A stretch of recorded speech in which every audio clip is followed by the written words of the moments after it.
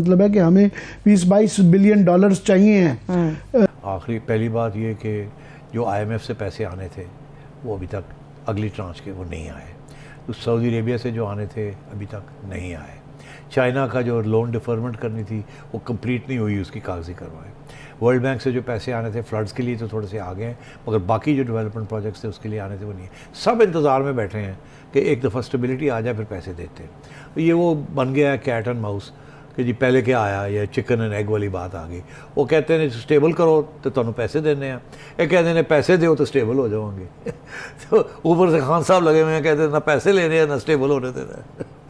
ये ड्रामा हो रहा है उनके मफाद। दिसंबर 5 दिसंबर के आगे जो अगला बॉन्ड मैच्योर कर रहा है पाकिस्तान का, वो अप्रैल 2024 में हो रहा है। उसकी प्राइसिंग जो है वो बहुत गिरी हुई है। अगर उसको आज खरीदने निकले, लास्ट जो मैंने चेक की थी वो 42 सेंट्स ऑन द डॉलर, यानी कि वो 42% पे अगर आपके पास वो बॉन्ड अभी मौजूद है तो आप 42% उसकी जो फेस वैल्यू है उस पे उसको आगे बेच सकते हैं, विच मीन्स के वहां पे बॉन्ड होल्डर्स जो हैं उनको बहुत कंसर्न है। और उसका बेसिक मकसद ये है कि वो अभी प्रिवेलिंग सिचुएशन पाकिस्तान में देख रहे हैं। अभी कुछ हम अपनी इन तमाम जो रोले पे पड़े हुए हैं पॉलिटिकल साइड पे, उससे हटके हम फेटअप से निकले अभी। ये बड़ा और ये छोटा खेल नहीं था, ये बहुत बड़ा खेल था जिसकी ओपन मार्केट का फर्क आ रहा है। ये क्यों आ रहा है? इसको इस गैप को फिल क्यों नहीं कर रहे? वो इसीलिए आ रहा है ना जी कि गवर्नमेंट की अगर इसको फिल करते हैं तो जो डॉलर स्टेट बैंक के पास है वो फिर मार्केट में देने पड़ेंगे ना, सप्लाई बढ़ानी पड़ेगी ना। ठीक, जब सप्लाई बढ़ाएंगे तो आपके रिजर्व्स गिर जाएंगे। अगर डॉलर आसानी से मिलना शुरू हो जाए फ्रॉम द बैंक्स, इस वक्त तो पाबंदियाँ लगी हुई हैं ना बैंकों की, तो इसलिए रेट जो है उसको रोक के रखा हुआ है। अगर वो खोल देते हैं तो फिर आपके रिजर्व्स गिरने शुरू होंगे, बाकी बैंक स्टेट बैंक को कहेंगे पैसे दें, लोग ख़रीद रहे हैं। तो ये इसलिए इस किस्म के प्रॉब्लम्स हैं, दीज आर टेक्निकल इश्यूज़। मगर ये जो गैप बढ़ गया है इसको नैरो करने की ज़रूरत है, मगर अभी रिसोर्सेज नहीं है इसको नैरो करने की। सही। तो डार साहब ने तो बहुत दावे किए थे कि 200 से नीचे इसकी एक्चुअल प्राइस है और 200 से नीचे फ़ौरन आ जाएगा, और ये एक्सपेक्ट भी किया जा रहा था क्योंकि जो डार साहब हैं उनको ये कहा जाता है कि डॉलर को मेंटेन करने में वो बड़े माहिर हैं, एक्सपर्ट हैं। जी हाँ, बिल्कुल उनका ये वादा था, मगर मैं ये समझता हूँ कि उसमें जो डिले आई है वो क्यों नहीं हुआ, उसकी दो वजूहत हैं। डॉलर का और जो फ्री मार्केट का रेट है उससे काफ़ी बड़ा स्प्रेड आ गया है।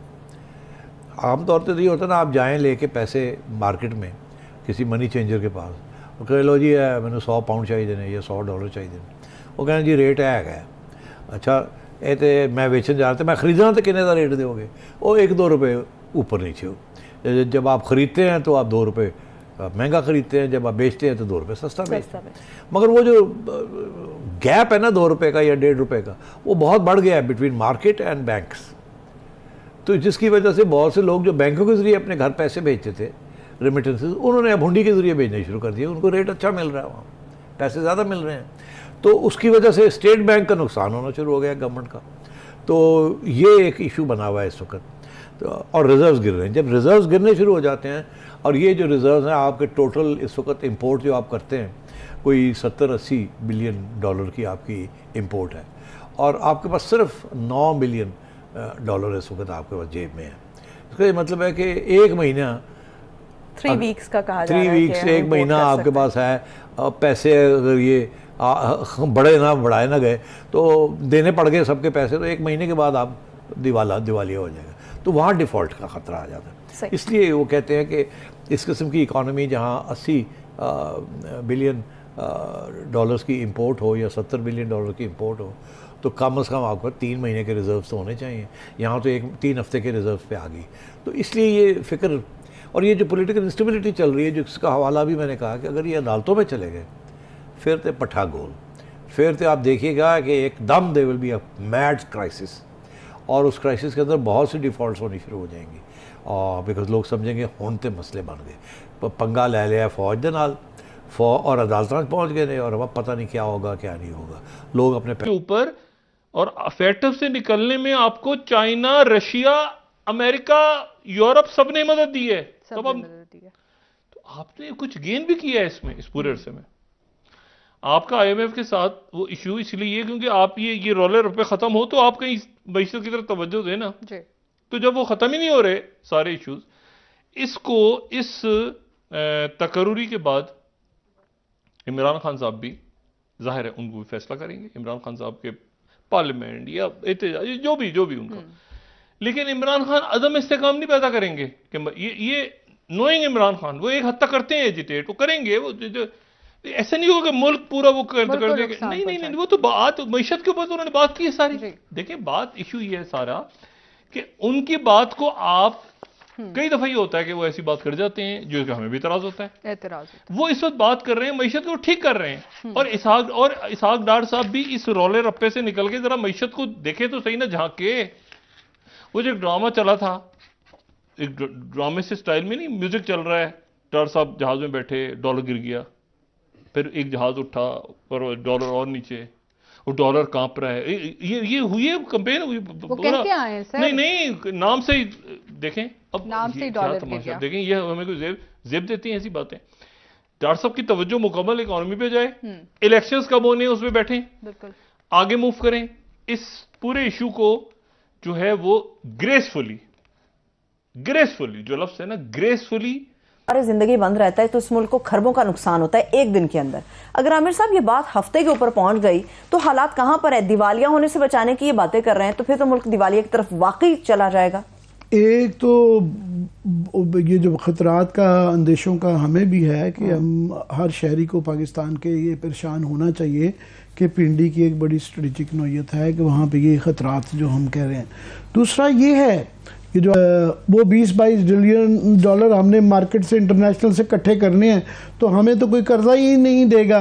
IMF से फिर वो उनको एतराज़ात होना शुरू हो गए हैं, खबरें आनी शुरू हो गई हैं, वो भी इस तैनाती का इंतज़ार कर रहे हैं, हालात के इस्तेहकाम आने का इंतज़ार कर रहे हैं। और ये सारी जो है मईशत ये अगर प्रलॉन्ग करती है तो ऑलरेडी जो है उसके बगैर ही जो है ना बड़े बुरे हालात हैं, तो ऑफ कोर्स इसके साथ ज़्यादा ये बिकम्स ग्रेवर। ठीक है डॉक्टर साहब की डिफॉल्ट की मैं बात कर रहा हूँ, तो यहाँ पाकिस्तान में लोग क्यों उसकी उस लाइक्लीहुड को रेज साहब, लेकिन कुछ फिगर्स जो हैं वो कुछ लोग समझते हैं काफ़ी इंटिमिडेटिंग भी हैं। जिस तरह से कहा जा रहा है कि 6 हफ्तों के दरामदाद के जो ज़खायर हैं वो बचे हैं हमारे पास 6.9 अरब डॉलर, और ये भी वो हैं जो कि कर्ज़ों की सूरत में हमें मिले हैं। तो इस तरह तो अगर नए कर्ज़े हम सिक्योर नहीं करते तो आपको नहीं लगता कि ये थ्रेट बहुत करीब आता जा रहा है जो आप कह रहे हैं कि ऐसा कोई खदशा मौजूद नहीं है? हाँ बिल्कुल, देखिए 6 हफ्ते की import cover is very low, ठीक है। नॉर्मल सिचुएशन जो होती है, internationally recognised benchmark is 3 months import cover. तो 6 हफ्ते जो which is 1.5 months is very low. Less than 2 months is considered a tight situation. Less than 1 month जो है उसको critical situation माना जाता है by way of international conventions. आप पाकिस्तान का import cover देख लें पिछले 30 सालों का तो आपको नजर आएगा कि ज्यादातर सालों में तो पाकिस्तान के पास 6 से 8 हफ्ते का import cover ही होता था।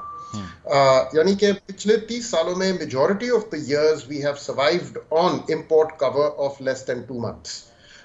तो अगेन द सिचुएशन, मैं ये नहीं कह रहा कि सिचुएशन बहुत अच्छी है या बहुत नॉर्मल है, लेकिन उसको इस तरह डिस्क्राइब करना कि क्रिटिकल डिफॉल्ट या उस लेवल पे आई हुई है, that is not the case right now. जिस हिसाब से हमारे इंपोर्ट्स